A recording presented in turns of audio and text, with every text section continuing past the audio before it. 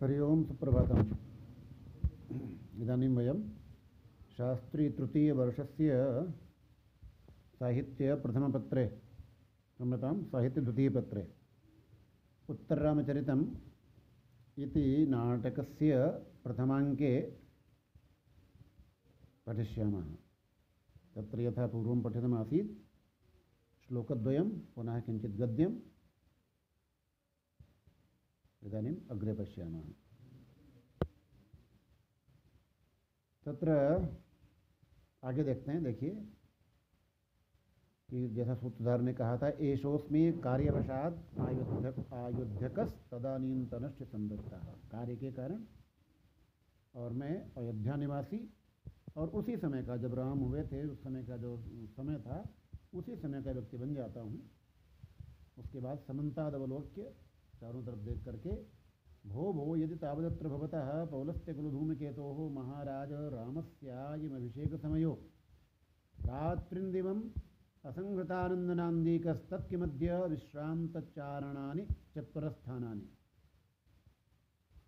यहाँ वो सूत्रधार कह रहा है कि जबकि आज अत्र भवतः पौलस्त्य कुलधूमकेतोः। पौलस्त्य कौन है? पौलस्त्य का पौत्र कौन है? विश्वश्रवा का पुत्र रावण। और उस पौलस्त्य के कुल के लिए, उसके वंश के लिए धूमकेतु। धूमकेतु जो नक्षत्र क्या करता है, जब वो उदित होता है आकाश में तो उसमें महाविनाश होता है। तो उसके लिए धूमकेतु रूप यानी उसके महाविनाश के सूचक महाराज राम का ये अभिषेक का समय है। इस समय क्या होना चाहिए? रात्रिन्दिवम अहर्निशम, रात दिन, असंहृतानंदनांदिकः, जिस समय बिना रुके हुए, और जो पटह इत्यादि वाद्य हैं, नगाड़े हैं इत्यादि और दुंदुभी इत्यादि जो वाद्य हैं वो निरंतर बजने चाहिए उस समय। तत्किमद्य विश्रांत चारणानि चत्वरस्थानानि। इस समय जो चत्वरस्थान हैं, जो चतुष्पथ हैं, चौराहे हैं, वो शून्य कैसे? चारण शून्यानि क्यों? चारण जो राजाओं की प्रशंसा वचन बोलने वाले, उनकी प्रशंसा करने वालों से ये चतुरस्थान जो चौराहे हैं वो भरे रहने चाहिए थे। चतुष्पथ स्थानानि कथम शून्यानि विलोक्यन्ते। इसका मतलब है ये सुनसान क्यों पड़े हैं? प्रवेश करके प्रविश्य नटः कथयति, नट बोलता है, भाव प्रेषिता ही स्वगृहान महाराजेन लंका समर सुहृदो महात्मानः प्लवंगम राक्षसाः सभाजनोपस्थायिनश्च नाना दिगंतागता ब्रह्मर्षयो राजर्षयश्च यस्समाराधनाय एतावतो दिवसान उत्सवासीत्। वो कहता है, बताता है क्यों ये शांत हैं। क्योंकि महाराज श्री रामचंद्र ने और लंका समर सुहृदः, लंका के युद्ध में जो मित्र थे, कौन कौन थे? महात्मा वो प्लवंगम राक्षसा। प्लवंगम यानी वानर और राक्षस, विभीषण और उनके साथी इत्यादि, ये सभी। और सभा जनोपस्थायिनश्च, और जो सभा में राम का अभिनंदन करने के लिए उपस्थित हुए थे। नाना दिगंतागता, अनेक दिग दिगंत से, दिशाओं से आने वाले ब्रह्मर्षयः राजर्षयश्च, ब्रह्मर्षि और राजर्षि जो ब्राह्मण और राजा क्षत्रिय लोग। यत् समाराधनाय, और जिनको प्रसन्न करने के लिए एतावतो दिवसान, इतने दिनों तक उत्सव आसित, उत्सव चल रहा था। यानी इतने समय तक इन सभी को प्रसन्न करने के लिए जो उत्सव चल रहा था, जो उत्सव हो रहा था अभी तक राज्याभिषेक के पश्चात, वो इन सभी को प्रसन्न करने के लिए हो रहा था। अब इनको भेज दिया गया है। ये कारण है कि ये चतुरस्थान इस समय शून्य है। ये चौराहों पर भीड़ भाड़ नहीं है, कोई शोर शराबा नहीं है, कोलाहल नहीं है। सूत्रधारक कहता है आस्तेत निमित्त मोहो। अब समझ आया कि ये कारण है। नट कहता अन्य और भी कि वसिष्ठाधिष्ठिता देव्यो गता रामस्य मातरः अरुन्धतीं पुरस्कृत्य यज्ञे जामातुराश्रमम्। वशिष्ठ के साथ में, वशिष्ठ के आधिपत्य के जो है अध्यक्षता में, और जो देवियाँ कौन सी? रामस्य मातरः, राम की माताएं कौन कौन सी हैं? कौशल्या, कैकेयी, सुमित्रा, ये सभी। और अरुंधतीं पुरस्कृत्य, अरुंधति जो वशिष्ठ की पत्नी है उनको आगे करके पुरस्कृत्य आगे कृत्वा, और यज्ञे जामातो, यज्ञे जामाता कौन है? जो ऋष्यशृंग हैं, जो राम की भगिनी बहन शांता के पति हैं, उन्होंने आश्रम में यज्ञ किया।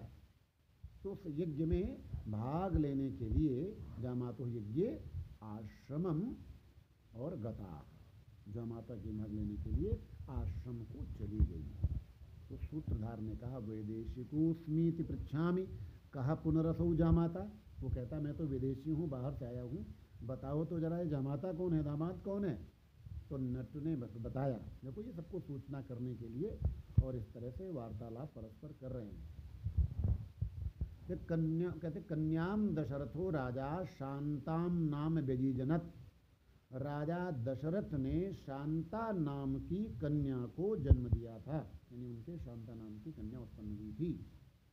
अपत्य कृतिकाम राज्ञे लोमपादाय ताम ददौ याम ददौ, कि राजा लोमपाद को पुत्री के रूप में, संतान के रूप में उसको दे दिया था, यानी गोद दे दिया था, वो गोद से दी गई थी, वो दत्तक पुत्री के रूप में उन्होंने ले लिया था।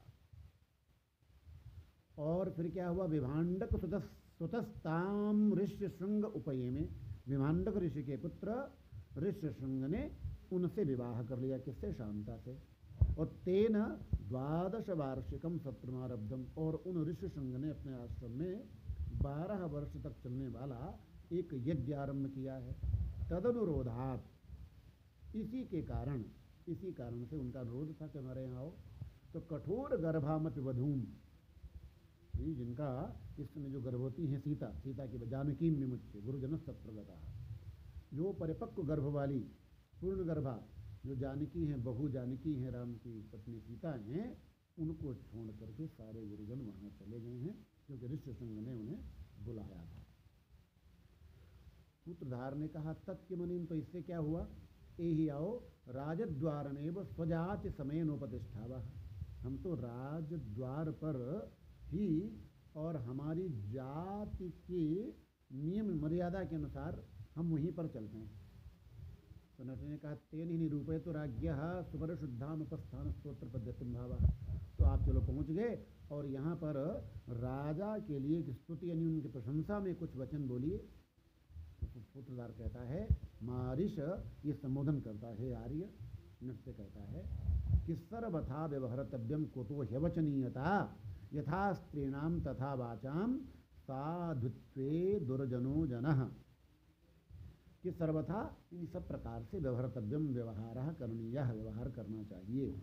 अवचनीयता कुतः, अवचनीयता, वचनीयता कहते हैं निंदा का निंदा, वचनीयता यानी निंदा, और अवचनीयता निंदा का अभाव, तो कहते हैं सर्वथा अवचनीयता कुतः, सब प्रकार से निंदा के वचनों का अभाव, दोष का अभाव मान लीजिए, दोष की रहितता कहाँ संभव है, कुछ न कुछ कमी हो ही जाती है, कुछ न कुछ दोष हो ही जाता है।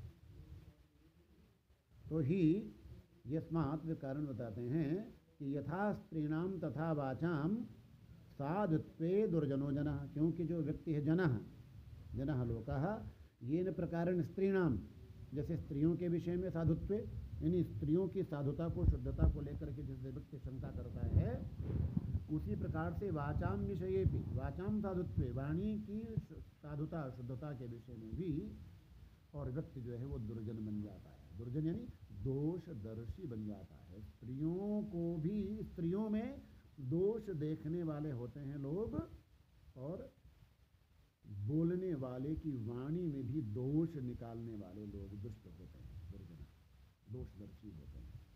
तो इस श्लोक में जो है अनुष्टुप छंद है और काव्यलिंग अलंकार है। हेतुर्वाक्य पदार्थत्वे काव्यलिंगम निगद्यते, और उपमालंकार है यथा स्त्रीणाम तथा वाचाम यथा स्त्रीणाम तथा वाचाम, स्त्रियों से, और ये वचनों का, वाणी का यहाँ पर उपमा की गई है।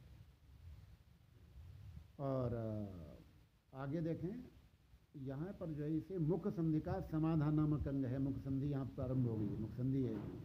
कहाँ होता है कि बीजस्य आगमनम यत्नु तत्समाधानम उच्यते, जहाँ पर बीज का आगमन हो, उसे बीज का आगमन कैसे हुआ कि आगे यहाँ पर सीता की निंदा प्रजा के द्वारा की जाएगी, फिर सीता का त्याग होगा। तो वो बीज रूप जो भाव है वो यहाँ पर प्रकट हो रहा है। नट कहता है कि दुर्जनो जनः नहीं, जनः दुर्जना भवति इति न वक्तव्यम, अपितु अति दुर्जन इति वक्तव्यम, अति दुर्जन हो जाता है ये कहना चाहिए कि देव्यामपि ही वैदेह्याम सापवादो यतो जना, कि देवी सीता वैदेही, वैदेही नाम सीता, सीता के प्रति भी जनः सापवादा, जो लोग हैं वो निंदा के वचन बोल रहे, सापवादा अपवादा नहीं निंदा, सापवादा यानी निंदा के वचन बोल रहे हैं। तो उसका कारण क्या है कि रक्षो गृहस्थितिर्मूलम, तत्र मूलम कारणम किम, रक्षो गृहस्थिति ही, राक्षस के घर में निवास, ये जो है उसमें कारण है। ये कहते हैं वो लोग क्या निंदा करते हैं कि राक्षस के घर में रही थी और ये इसका चरित्र कैसे शुद्ध है सीता का, इस प्रकार के निंदा के वचन और प्रजा के बीच से लोग बोलते हैं।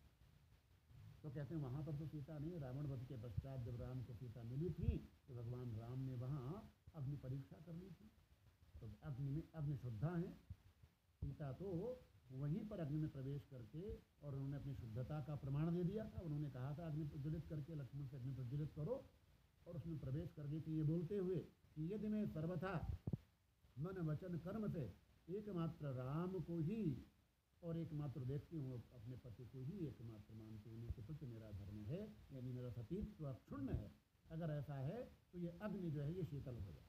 अब वो अग्नि में प्रवेश किया सीता ने और वो उनके दग्ध नहीं है, अग्नि ने किसी भी प्रकार का प्रभाव सीता के ऊपर नहीं दिखाया, उनका दाह नहीं है।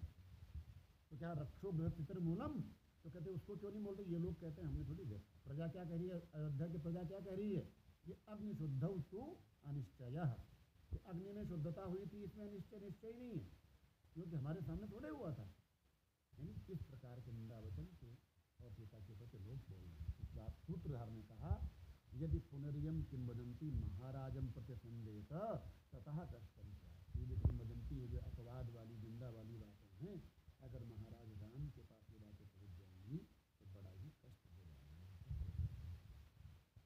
सुनत कहता है सर्वथा ऋषयो देवताश्च श्रेयो विधास्यन्ति, सब प्रकार से ऋषि और देवता कल्याण करेंगे, श्रेय अर्थात कल्याण विधास्यन्ति करिष्यन्ति।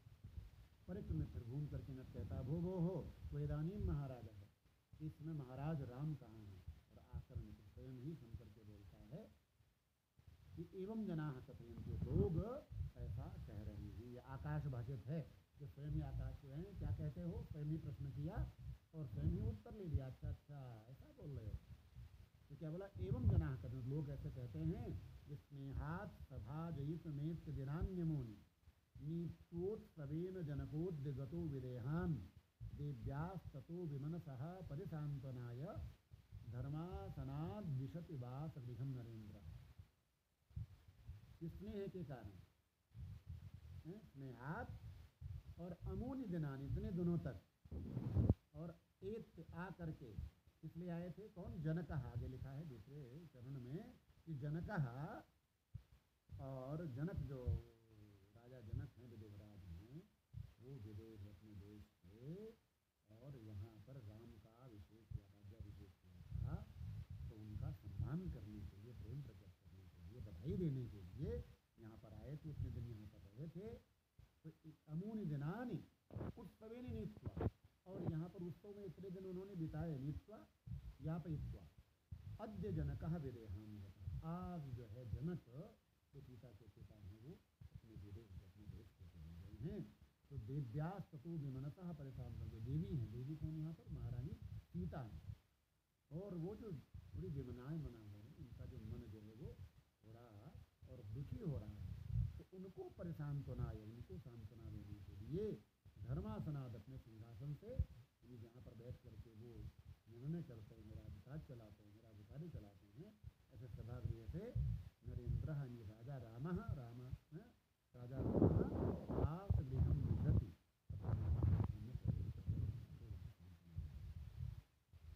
यहाँ पर एक वसंत तिलका छंद है, उक्ता वसंत तिलका सभजा जगौगः, यहाँ तगण भगण जगण और फिर जगण, यानी तगण भगण दो जगण और दो गुण होते हैं प्रत्येक चरण में।